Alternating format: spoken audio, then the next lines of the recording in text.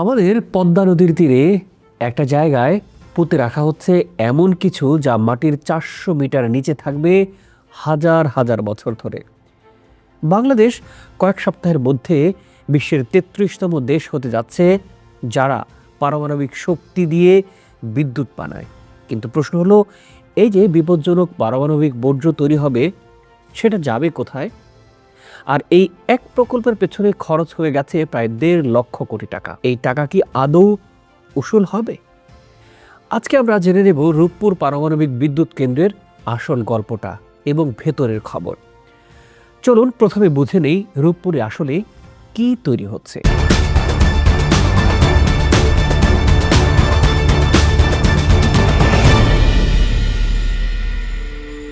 পাবনার ঈশ্বরদীতে অবস্থিত এই পারমাণবিক বিদ্যুৎ কেন্দ্র, যেটি পদ্মা নদীর পাড়ে। এই নদীর পাড়ে বসছে দুটো রিঅ্যাক্টর, VVER 1200 মডেলের। রাশিয়ার প্রযুক্তিতে তৈরি এই দুটো ইউনিট মিলে মোট উৎপাদন ক্ষমতা হবে 2400 মেগাওয়াট বিদ্যুতের, মানে দেশের মোট বিদ্যুৎ চাহিদার প্রায় 10%। এটা একটা মাত্র প্রকল্প থেকে। প্রিয় দর্শক, এই পারমাণবিক বিদ্যুৎ কেন্দ্রের যে স্বপ্ন, সেটি কিন্তু আজকের না। 1997 সালে প্রথম চিন্তা শুরু হয়েছিল, মাঝে চীনের সাথে একটা চুক্তিও হয়েছিল, যেটা এগোয়নি। শেষমেশ 2015 সালে রাশিয়ার সাথে চুক্তি হয়ে বর্তমান প্রকল্পের যাত্রা শুরু হয় এবং এখন এটি উদ্বোধনের দ্বারপ্রান্তে, অর্থাৎ কয়েকদিন পর জাতীয় গ্রিডে বিদ্যুৎ যুক্ত হবে এই পারমাণবিক বিদ্যুৎ কেন্দ্র থেকে। মানে প্রায় 3 দশকের যে অপেক্ষা, সে অপেক্ষার পর এই গল্পটা প্রায় শেষ ধাপে এখন আছে। গেল মাসে এসেছে সবচেয়ে বড় খবরটা। প্রথম ইউনিটের রিঅ্যাক্টরে ইউরেনিয়াম জ্বালানি ঢোকানোর কাজ সম্পূর্ণ শেষ হয়ে গেছে এর মধ্যে। এখন প্রশ্ন হলো, জ্বালানি তো এখানে ঢুকলো, তাহলে বিদ্যুৎ কবে আসবে? এখানেই আসল রহস্য।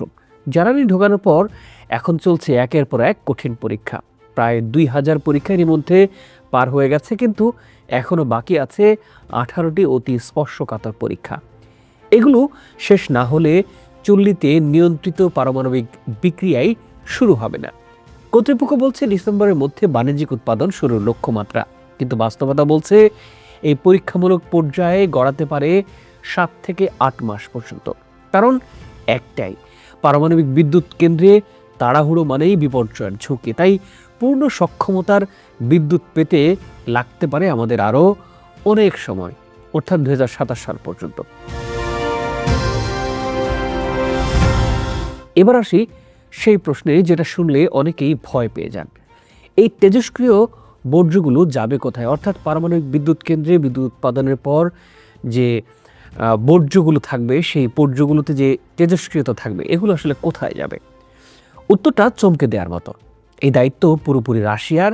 2017 সালের চুক্তি অনুযায়ী ব্যবহৃত জ্বালানি রাশিয়া নিজেরাই তারা ফেরত নিয়ে যাবে। কিন্তু এটা এতটা সহজ প্রক্রিয়া না।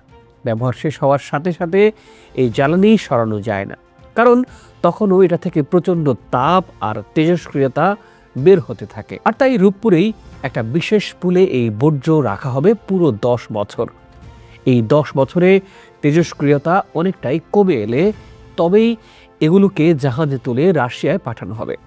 সেখানে গিয়ে এটা প্রক্রিয়াজাত করে পুঁতে রাখা হবে মাটির 400 মিটার গভীরে। আরেকটা তথ্য শুনলে অবাক হবেন, এই প্ল্যান্টের পুরো জীবনকাল জুড়ে জ্বালানি সরবরাহের বাধ্যবাধকতা রাশিয়ার, মানে বাংলাদেশকে জ্বালানি নিয়ে দুশ্চিন্তা করতে হবে না আর কখনো।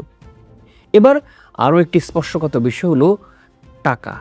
এই প্রকল্পের প্রায় 90% টাকা এসেছে রাশিয়ার ঋণ হিসেবে, যা বাংলাদেশকে শোধ করতে হবে আগামী 28 বছর ধরে। করোনা, রাশিয়া ইউক্রেন যুদ্ধ আর ডলার সংকটের কারণে এই প্রকল্পটা পিছিয়েছে 3.5 বছর। খরচ বেড়ে দাঁড়িয়েছে প্রায় 1,38,000 কোটি টাকায়। শুনতে বিশাল লাগলেও বিশেষজ্ঞরা বলছেন হিসাবটা উল্টো দিক থেকেও দেখতে হবে। একটা ইউনিট ঠিক সময়ে চালু হলে বছরে অন্তত $100 কোটি জ্বালানি আমদানি খরচ বেঁচে যেত। আর প্রতি ইউনিট বিদ্যুতের দাম এখনও চূড়ান্ত না হলেও কর্তৃপক্ষ বলছে এটা অন্যান্য উৎসের চাইতে বেশি হবে না, কারণ নির্মাণ খরচ বেশি হলেও জ্বালানি খরচ অনেকটাই কম হবে এখানে। শেষে একটা প্রশ্ন থেকে যায়, গ্রিড কি এই বিদ্যুৎ নিতে এখন প্রস্তুত আছে? পাওয়ার গ্রিড বলছে হ্যাঁ প্রস্তুত আছে তারা, কিন্তু একটা টেকনিক্যাল সমস্যাও আছে, নাম স্পিনিং রিজার্ভ। মানে রূপপুর হঠাৎ করে যদি বন্ধ হয়ে যায় সেক্ষেত্রে পুরো দেশ অন্ধকারে যেন না ডুবে যায়, তার জন্য ব্যাকআপ গ্যাস প্ল্যান্ট লাগবে। গ্যাস সংকটের এই সময়ে এটা একটা চ্যালেঞ্জ বটে, তবে শুরুতে কম বিদ্যুৎ দেয়া হবে বলে বড় ঝুঁকি নেই। তো মোট কথায় রূপপুর শুধু একটা বিদ্যুৎ কেন্দ্রই নয়, এটা বাংলাদেশের প্রায় 3 দশকের একটা স্বপ্ন, 28 বছরের আর্থিক একটা প্রতিশ্রুতি, আর একটা জাতির পারমাণবিক শক্তির যুগে প্রবেশের গল্প। তাড়াহুড়া নয়, নিরাপত্তা আগে, এই নীতিতেই এগোচ্ছে এখন রূপপুর। আর কয়েক মাসের মধ্যে হয়তো আমরা দেখব বাংলাদেশের ঘরে ঘরে প্রথমবারের মতো জ্বলছে পারমাণবিক শক্তির আলো। প্রিয় দর্শক, এই বিষয়টি নিয়ে আপনার মন্তব্য জানতে চাই, জানাতে পারেন আমাদের লিখে। আজ এ পর্যন্তই, ভালো থাকুন, সুস্থ থাকুন, দেখা হবে পরবর্তী পর্বে। সাবস্ক্রাইব করে আমাদের চ্যানেলটি